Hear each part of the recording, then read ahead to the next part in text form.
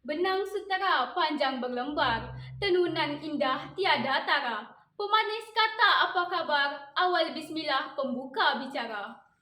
Bismillahirrahmanirrahim. Assalamualaikum warahmatullahi wabarakatuh. Salam sejahtera dan salam nadi ilmu amalan membaca.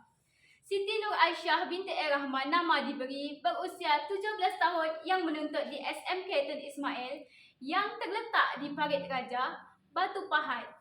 Setelah sekian lama tidak melibatkan diri dalam program nilam sejak tahun 2017 dan pernah dinobatkan tempat keempat dalam peringkat daerah Batu Pahat, kini saya kembali mencuba nasib sekali lagi pada tahun 2022 ini.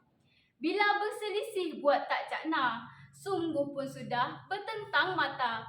Benarlah sungguh pujangga kata, jika tak kenal maka tak cinta. Sejurus dengan itu, izinkan saya berkongsi sedikit sebanyak biodata diri saya dalam kesempatan ini.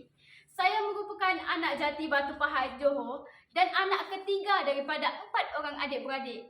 Ibu yang telah melahirkan hanya bekerja sebagai suri rumah sepenuh masa, manakala ayah adalah seorang buruh kilang di sebuah kilang berdekatan. Pengiraan matematik menjadi hobi masa lapang menyebabkan saya bertekad untuk menceburkan diri dalam bidang perguruan pada masa hadapan kelak.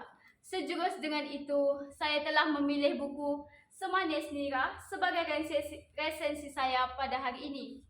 Buku yang setebal 231 muka surat ini ditulis oleh guru sekolah saya sendiri, iaitu Puan Rohaidah Yun, yang merupakan seorang guru yang berpandangan jauh di bawah terbitan Saif Management Sendirian Berhad pada tahun 2020.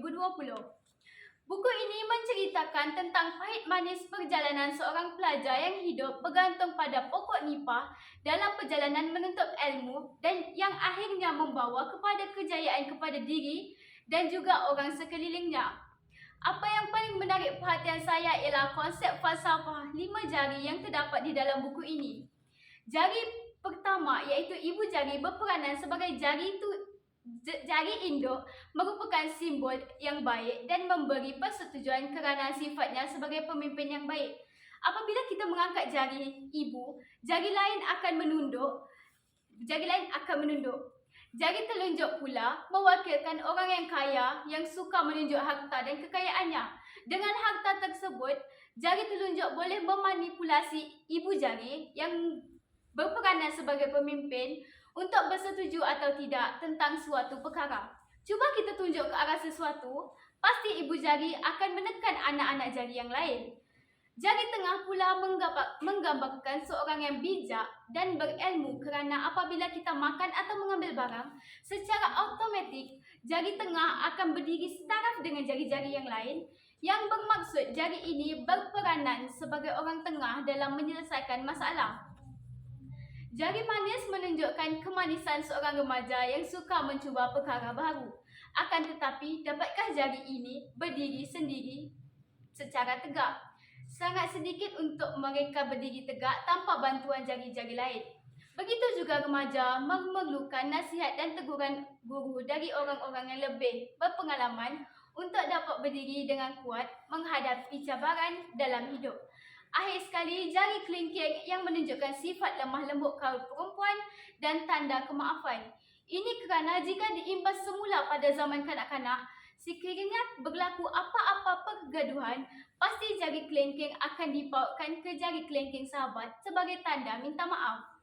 Oleh itu, dapat kita intiharkan bahawa sekiranya jari-jari ini tidak bersatu, maka akan berlaku kekurangan dalam pelbagai segi dalam kehidupan. Bukan tentang falsafah 5 jari sahaja yang boleh menarik perhatian pembaca, malah peranan watak utama yang sering memaafkan kepada orang-orang yang suka membulinya, yang menganiayanya, malah menghinanya.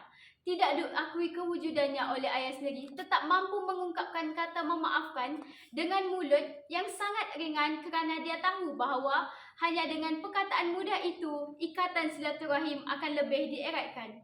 Kewujudan watak sampingan yang bercita-cita tinggi turut mempengaruhi saya dan rakan-rakan pembaca untuk berusaha dalam mencapai apa yang diingini bagi menggembirakan hati orang yang tersayang. Oleh itu, sebagai penutup bicara, kita perlulah mengelakkan diri daripada mudah terleka dengan permainan dunia. Selain itu, tujuan diwujudkan kita di muka bumi ini untuk berbakti pada Yang Esa. Teruskan juga usaha dalam mencari sinar bahagia walaupun petir melanda. Kerana ingat, pelangi tidak akan muncul selagi hujan tidak turun. Sekian, wabillahi taufiq wal hidayah. Wassalamualaikum warahmatullahi wabarakatuh.